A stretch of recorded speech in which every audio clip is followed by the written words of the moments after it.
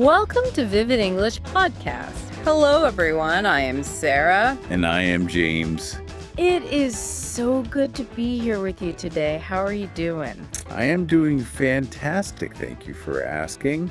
I'm really looking forward to our topic today. How are you? I'm doing really well, thanks. And I'm excited because today we're going to look at something that confuses a lot of English learners. Oh, what's that? We're going to talk about the difference between active voice and passive voice. Oh, yes. This is a classic topic. But, today we're not just going to talk about grammar rules. We're going to look at this a little differently. That's right. We want to talk about tone. We want to discuss how you communicate in the modern world, specifically looking ahead to, say, the year 2026. Exactly. It isn't just about being correct on a test. It's about style. It's about how professional you sound. Knowing when to switch between active and passive can completely change the way people see you. It's about mastering clarity versus diplomacy. I love that. Clarity versus diplomacy. So instead of just memorizing rules, let's break this down. Let's do it. Let's take a closer look at the mechanics of these English sentences so our listeners can sound like native speakers. That sounds like a great plan. Okay, let's start at the very beginning. For our listeners who might be a little unsure, or perhaps they learned this years ago and forgot, what is the fundamental difference? Sure. Let's take it slow. It really comes down to one simple question. And what's that? Who did it? Who did it? Yes. In the active voice, the subject of the sentence performs the action. The person doing the thing is the star of the sentence. They're the main character. Okay. And the passive voice? In the passive voice, the subject receives the action. The subject isn't doing anything. Something is happening to it. I think we need a visual example to make this stick. Do you have a good one? I do. Let's imagine a fancy restaurant kitchen. We have a chef with a tall white hat, and we have delicious steak dinner on a plate. Okay, I'm picturing it. I'm hungry already. Me too. So, if we use the active voice, we focus the camera on the chef. We say, "The chef prepared the meal." The chef prepared the meal. Okay? The chef is the subject, and he or she is doing the cooking. It's a straight line from the person to the action. Correct. Now, if we flip it to the passive voice, we stop focusing on the chef. We move the camera. We focus entirely on the food. We say, "The meal was prepared by the chef." The meal was prepared by the chef. I see. The meal is the subject of the sentence now, but the meal isn't doing anything. Exactly. It just sits there, receives the action. So the key question you have to ask yourself is, what is more important to my story? Precisely. Is the person doing the action important? If yes, use active voice. And if the result or the object is more important, Then you use passive voice. It's all about where you put the spotlight. that's a really helpful way to think about it. You're directing the listener's attention. Exactly. Now, let's talk about trends. We mentioned the year 2026 earlier. Why are we focusing on this? What's happening with English right now? Well, if you look at modern communication, especially in the technology world and in startup companies, there's a very strong preference for the active voice. Really? Why is that? There are a few reasons. The first one is simple: clarity and brevity. Brevity means being short and quick, right? Yes. Active sentences are usually shorter. They're easier to understand quickly. In 2026, everyone is busy. We want information fast. So the chef prepared the meal is just faster for our brains to process. It is. It's faster than the meal was prepared by the chef. Ah, that makes total sense. We don't want to waste words or time. Right. But there's a second reason, and this one is crucial for anyone in a professional job.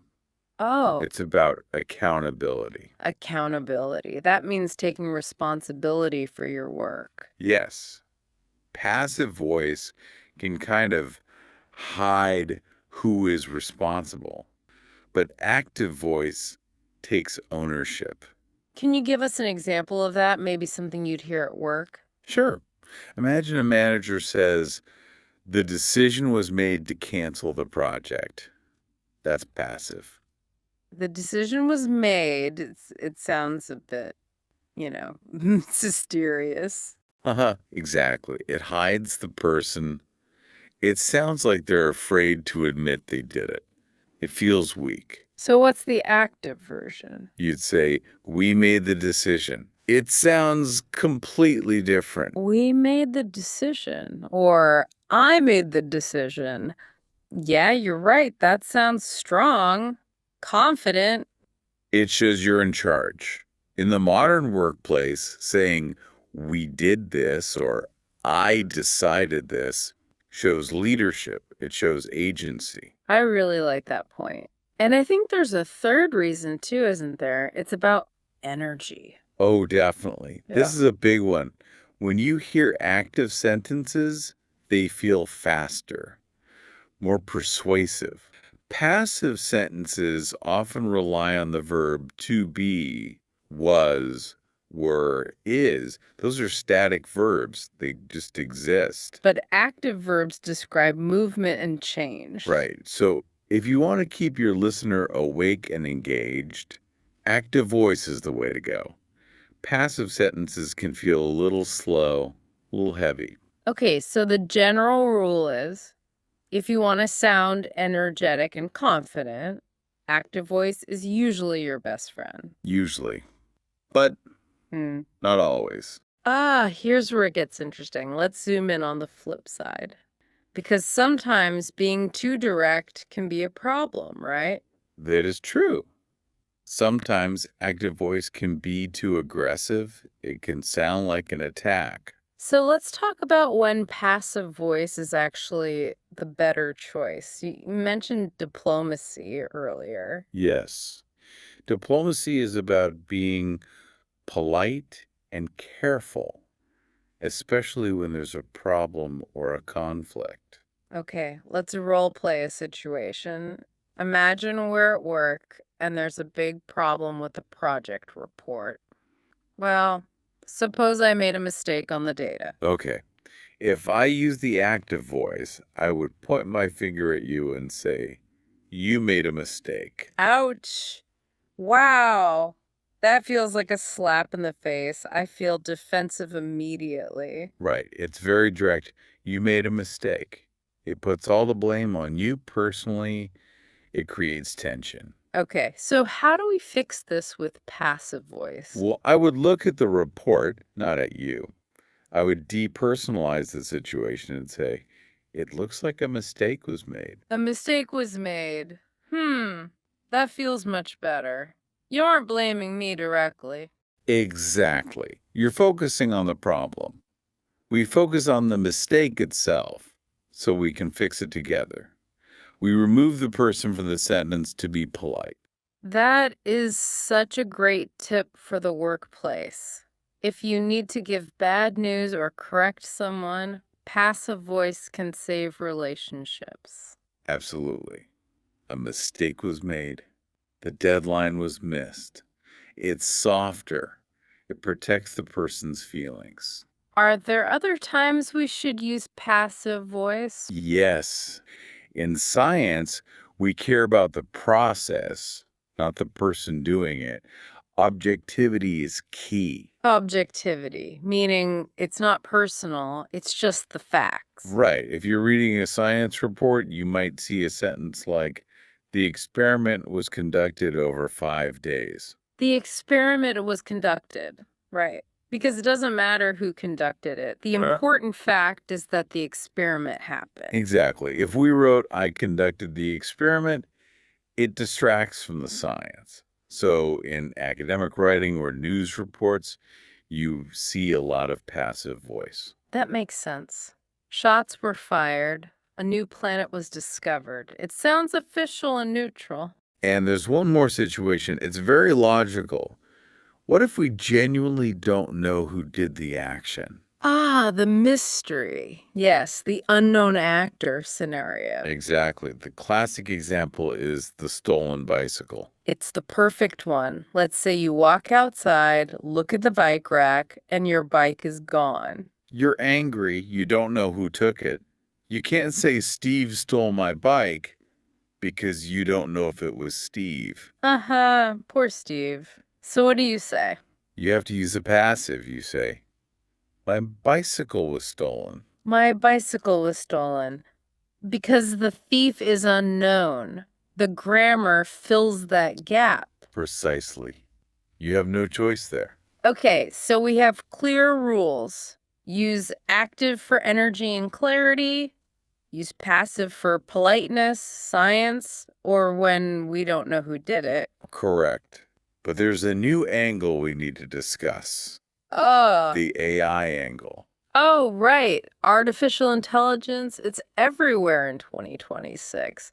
How does this relate to grammar? Well, have you noticed how AI-generated text sounds sometimes? If you ask a basic chatbot to write something. Yeah, sometimes it sounds a bit, I don't know, stiff or cold. It's very smooth, but it lacks personality. Exactly. It sounds robotic. And one of the main reasons is that AI models often rely too heavily on the passive voice Really? Why did they do that? because they try to be neutral and safe.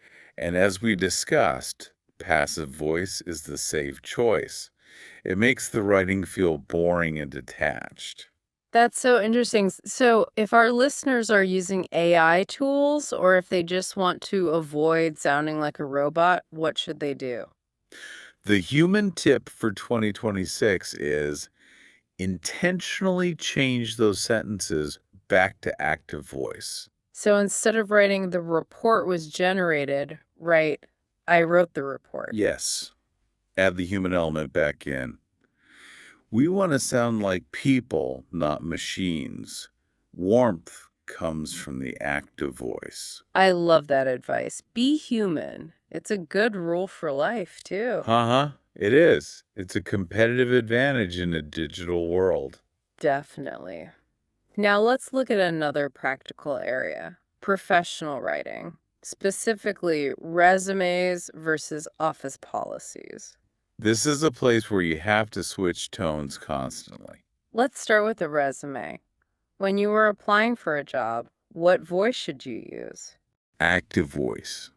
100%. Do not use passive voice on your resume. Why not? Because a resume is about your results. You want to take credit. You are selling yourself. So give us a comparison. What's a bad passive sentence on a resume?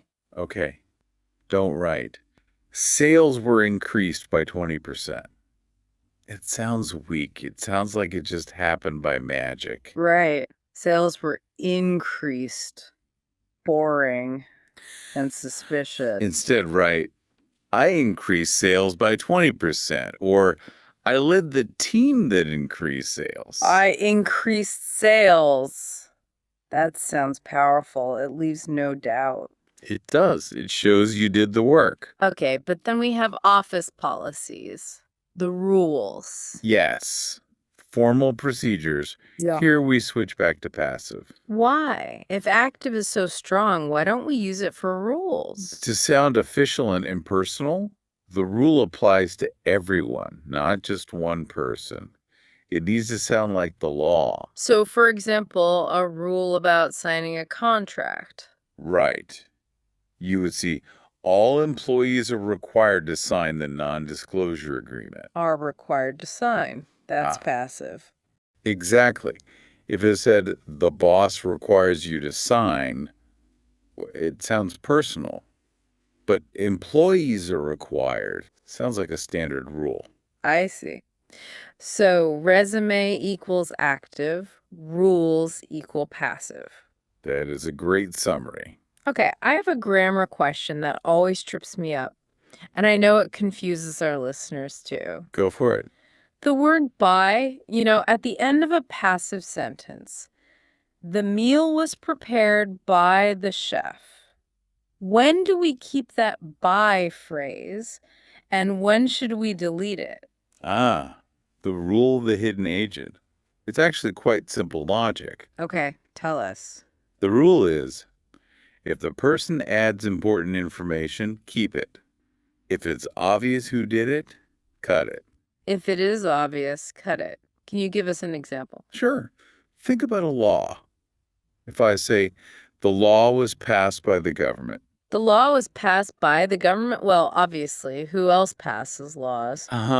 Exactly. We know it's the government. It's redundant. So just say, the law was passed. Okay, cut the by the government. It's cleaner. But what if the detail is important? For example, the law was passed by a small margin. By a small margin. That means it was a close vote. That is important information. Right. That changes the meaning. So in that case, you keep the by phrase. That's a really clear rule. I like that. Don't state the obvious. And while we're on grammar, we should warn our listeners about some common pitfalls. Yes. What should they avoid? The biggest one is overcomplicating things. Some people think passive voice makes them sound smart or academic. Oh, I've seen that. They write these long, twisted sentences. Yes. It has been decided that the implementation will be undertaken. It's terrible. It makes it hard to read. So clarity is king. Always. And lastly, a quick structure reminder. Passive voice always needs two things. Do you remember what they are? I think so. It needs a form of the verb to be. Yes. Like am, is, are, was, or were. And the past participle, the Oh, V3 verb. Perfect. Was prepared, is written, were stolen. Always to be plus the past participle. Got it. To be plus V3. Okay. We have covered a lot today. But before we finish, I have a challenge for you. I want you to describe your morning routine today, but you must use only active voice. Only active voice. Okay. Let me think.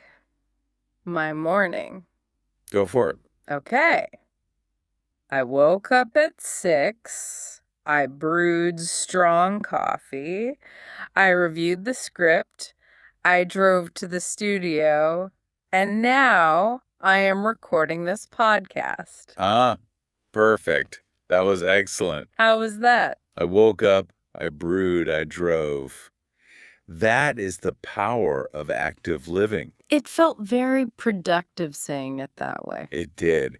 And that is what we want for our listeners. Put yourself in the driver's seat. Well, this has been such a helpful discussion. Let's quickly recap what we learned. Sure. Remember, default to active voice. Use it for clarity, energy, and accountability. It's perfect for modern business and showing confidence. And use passive voice for diplomacy, avoiding blame, scientific objectivity, or when you just don't know who did the action. Exactly. It's all about choosing the right tool for the job. You are the master of your sentences. Thank you so much for breaking this down with us. I feel like I understand the tone of 2026 much better now.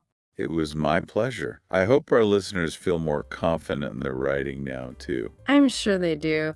And to everyone listening, thank you so much for spending your time with us today. We know you are busy, and we really appreciate you choosing to learn with us. Yes. Thank you, everyone. Learning a language is a journey, and you are doing a great job. Keep practicing those active sentences. Please don't forget to subscribe and catch our next episode on the Vivid English podcast. We have some great topics coming up, so be sure to tune in to Vivid English Podcast next time. Have a wonderful, active day, everyone. Bye-bye. Bye-bye.